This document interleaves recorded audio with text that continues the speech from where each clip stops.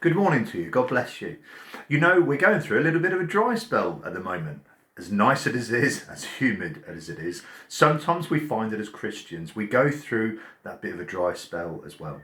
In Psalm 63, David says, O God, you are my God. Earnestly I seek you. My soul thirsts for you. My flesh faints for you, as in a dry and weary land where there is no water. Do you know, we can look for the things of life to satisfy only what God can satisfy. And the harder that we look, it seems the drier the land gets. But God has this promise for us in Isaiah. In Isaiah and verse 44, verse 3, God says, For I will pour water on the thirsty land and streams on the dry ground. I will pour my spirit upon your offering and my blessing on your descendants. And again in Isaiah 55 and verse 1, God says, Come, everyone who thirsts, come to the waters. We have this promise from him. In Jeremiah, it says, Jeremiah 31 and verse 25, For I will satisfy the weary soul, and every languishing soul I will replenish. Hallelujah. Jesus said this in John 7 and verse 37. Jesus said, If anyone thirsts, let him come to me and drink.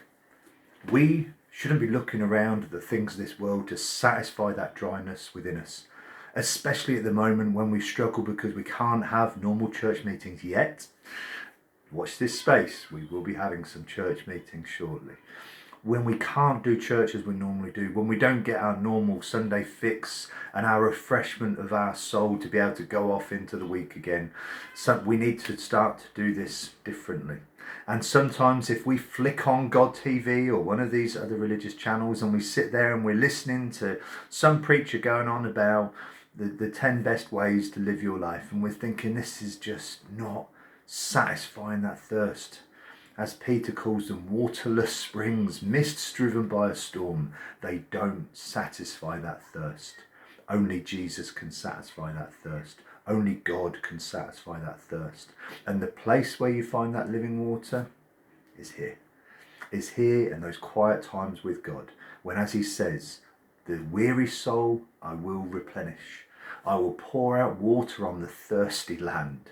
God is the one who satisfies that thirst. God bless you. Don't look anywhere else, but look to the living water. Look to Jesus, to fellowship with God, and he will satisfy that thirst that is in you. God bless you. I hope you have a wonderful day.